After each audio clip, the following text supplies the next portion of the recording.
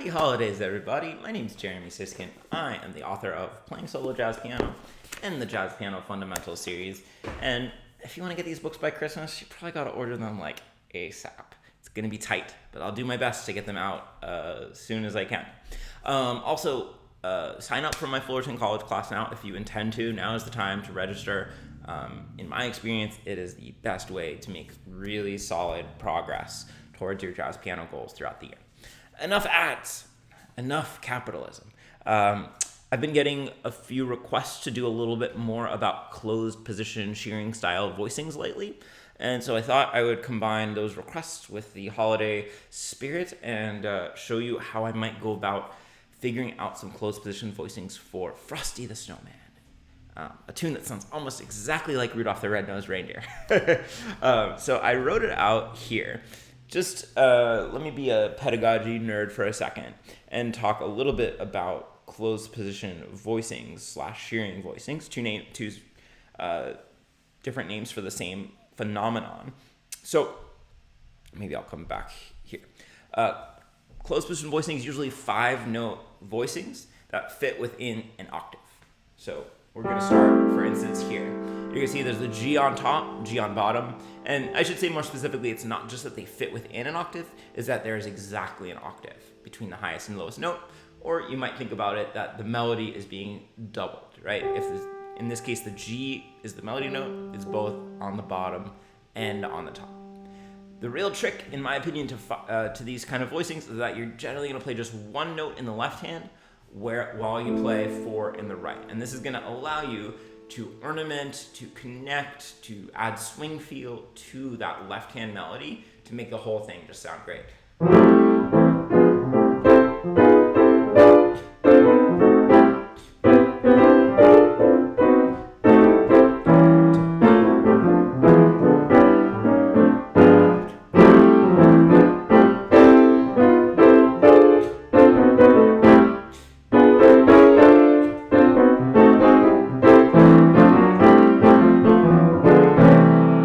Right. A lot of people think that these voicings sound like a saxophone section from the swing era. Now, the way that we find these voicings, I'll give you kind of the really short version, is that we separate out the notes into either chord tones or non-chord tones. Okay. When we find chord tones, we are going to harmonize them with other notes from the chord. And because we're always harmonizing beneath / above the melody note, it's really going to depend what the melody note is in terms of which notes we choose to be in between. But we'll do some examples together. When we find a non-chord tone, we have a few more options. We can harmonize it with a diminished chord, and we call those passing diminished chords. We can harmonize it with a dominant chord leading to that tonic chord, which we can call it tonicization. And we can do some other fancy things like harmonizing with a side step, like a chord that's just a half step away from our target chord. So let's see how this works in practice. Here's a bit of Frosty the Snowman. And let's take these first 2 bars, and the first trick is separating out these into chord tones and non-chord tones. So how do you recognize a non-chord tone? The biggest thing is that it's going to lead by step into a chord tone. So this first one leaps. So there's no way it could be a non-chord tone because it needs to lead by step. But this F natural does lead by step into a chord tone. So I'm going to call this one a non-chord tone. I'm going to call it a red. The rest of them are actually members of the C triad. As we move forward here, again, I'm going to call this B a non-chord tone because it leads by step into C, which is a member of the chord. What's interesting to note is that the same note might be a chord tone or a non-chord tone depending on context. For instance, this B that I called a non-chord tone here could be the 7th of a C major 7th if we leap away from it, in which case we would call it a chord tone. So it's not that certain pitches are or aren't chord tones, just by definition. It all has to do with context. So let's just pretend this chord symbol says C major 7. Even when a chord symbol says C major says major 7th, in closed position style of voicings, we often harmonize 6 chords because otherwise we get this kind of crunch of the major 7th in the root. Not always, but the stereotypical sound is 6 chords. So I'm gonna, because this is a chord tone, I'm going to harmonize it with other notes of the chord. So this is G, E, C, A, and then we have to double that G on bottom. And then I'm just gonna go to an inversion. This is another chord tone, so I'm gonna use the same exact notes, but I'm just gonna flip the order. And then we got a non-chord tone, right? The first thing I told you could do with that is to make it a diminished chord. And this is easy because there's only one diminished chord associated with each pitch. So when you have an F, you're gonna put in an F diminished. Now, technically, if there's any theory geniuses out there, you might say, well, technically it's a B diminished. And you're right, but they're the same notes. So it's, unless you're really a stickler on theory, you can absolutely think of it as an F diminished. Okay, then we've got 2 more chord tones. We've already harmonized the G previously, so I'm just gonna actually harmonize it the exact same way because I'm lazy. And then again, just going to use an inversion using the same 4 notes. Some of you might be familiar with Barry Harris's tricks around this. I think that can be useful, although it gets a little more complicated when we move away from the tonic. So, so far this phrase sounds like this. Pretty good. Now, I think one thing that slows people down is fingering here. So I want you to watch how I get from the first chord to the second chord. Okay, I'm going to zoom in, see if you can memorize those notes. So you might think I'm going to move my hand completely, but watch what I do with my thumb, my right hand thumb here. I didn't have to move at all, really, because I'm playing 2 notes with my thumb. And that just allows me to go so much more quickly and smoothly. Sorry, wrong thing. I'm going to go here than I otherwise could. Now, just for the sake of learning, we've already done a diminished chord. Here we're going to use a sidestep instead. Okay, and when we do a sidestep, we're going to figure out the target chord first. So we're going to use just the same C6 here. And then each of these notes is going to move in by half step. So it's going to be basically like a B6 leading to the C6.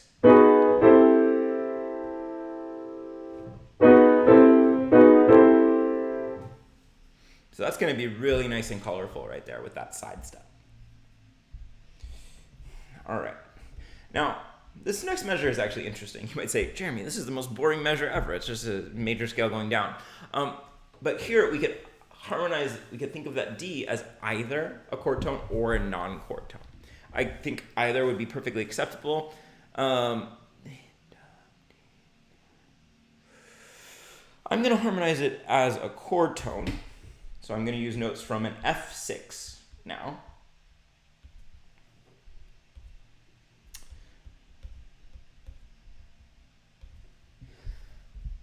And then I am going to harmonize the C also as a chord tone using the same notes. I think this B has to be a non-chord tone, right? It doesn't really fit in F, and it does lead by step downwards.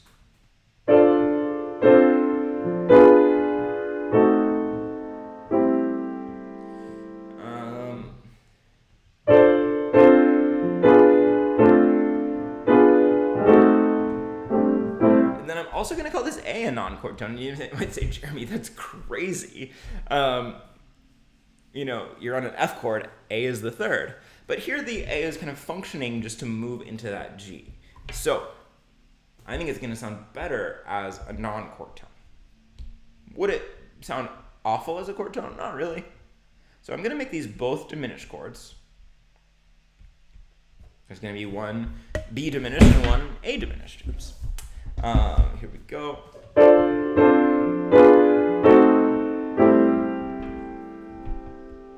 And then we will resolve here. So far, I'll let you see my hands as well. Here's what we've got.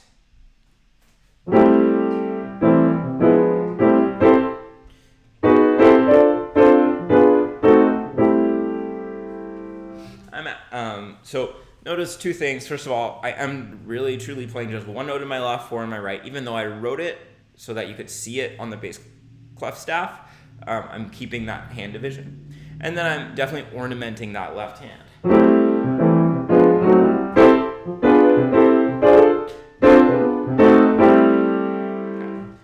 I'm going to take exactly what I did previously, because again, lazy. And I'm going to use that side step.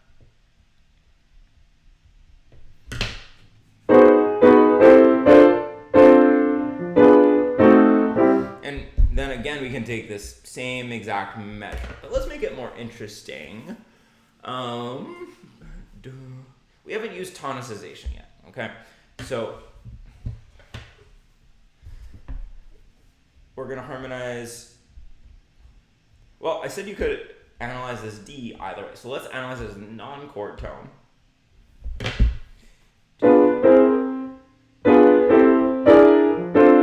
And I'm going to use tonicization. So I'm going to put in a C7 that's going to resolve to F here. Right? Why C7? C7 is the 5 of F, which is our current chord. I'm going to add a sharp 5 because I'm cool like that. I'm a jazz musician. We add alter tones. And we're going to have a nice little tension and release moment there.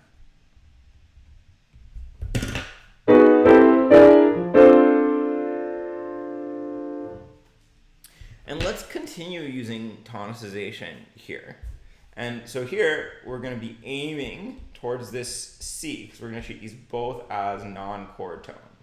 So we're going to use a G7 with a sharp 5. That's that E flat. You can call that a flat 13 if you prefer. Let me put at least one note in the bass clef so I don't look like a crazy person. And I'm going to use basically the same notes for both of these chords. Let's see how this sounds. It's going to resolve here to a chord tone.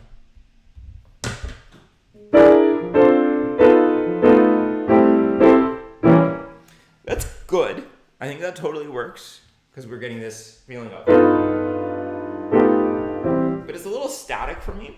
So what I'm going to do is I'm going to do a double tonicization, meaning it'll be G7 to C here, but before that it'll be D leading to G leading to C.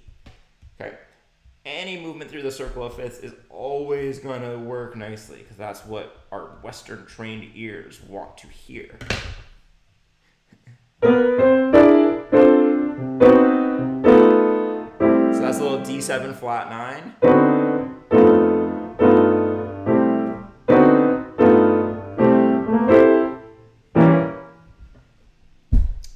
Now we're cooking with gas.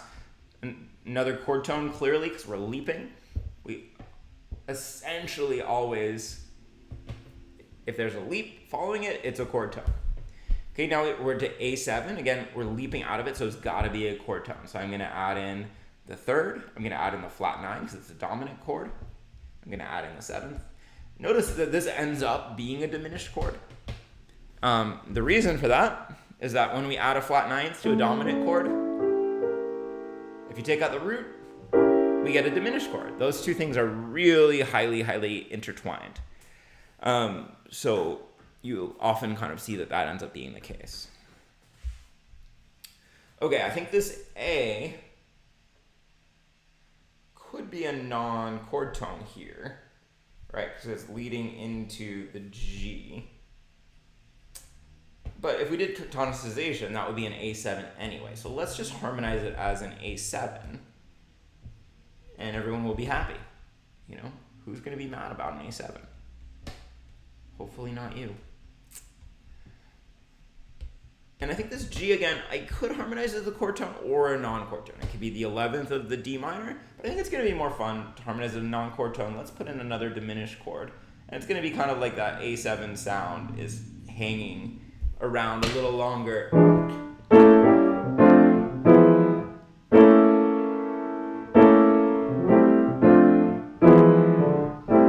don't know.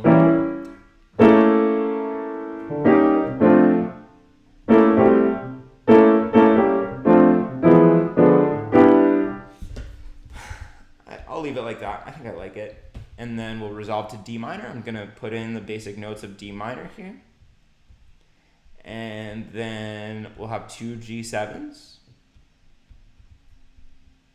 I'm putting in the flat 9. Notice every altered chord, I put in some kind of alteration. Sorry, let me say that again. Every dominant chord is what I meant to say. I put in some kind of an alteration.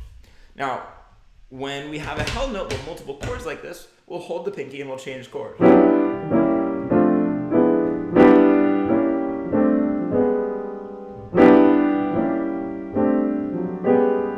And I think it could be kind of fun here.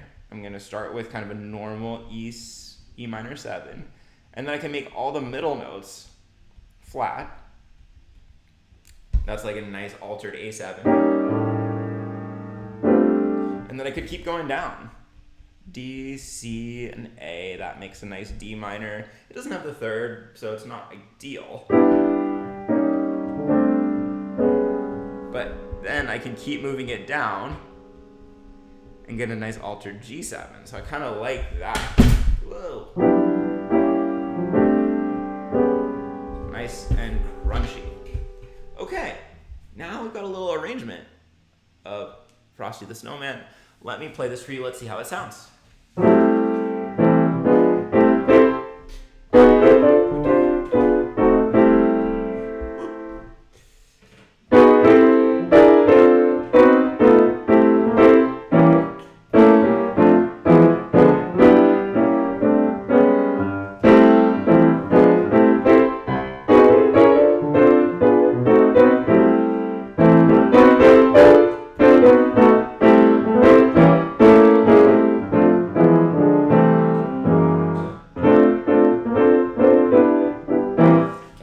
I go into the Rudolph the Reindeer bridge because they sound exactly the same. So I think we did really well. These are professional level, professional sounding closed position voicings. The thing that I love about these is that they really help you understand the details of harmony. What other chords are kind of implied in a chord progression, right? That's really important to getting a higher level of improvisation, a higher level of comping. If you can understand like truly deeply and execute what's going on here, you're gonna really advance your level. Plus, they're just really fun and they sound great, especially if you like kind of an older style of jazz. So, if you liked that, this book, Jazz Piano Fundamentals Book 2, lays out all of those rules really clearly with a lot of good examples and focused practice that you can do. So I would recommend this as Jazz Piano Fundamentals Book 2. Okay. Thank you so much for watching. If you've watched this to the end here, why don't you comment with Frosty in the comments, and I hope to see you soon.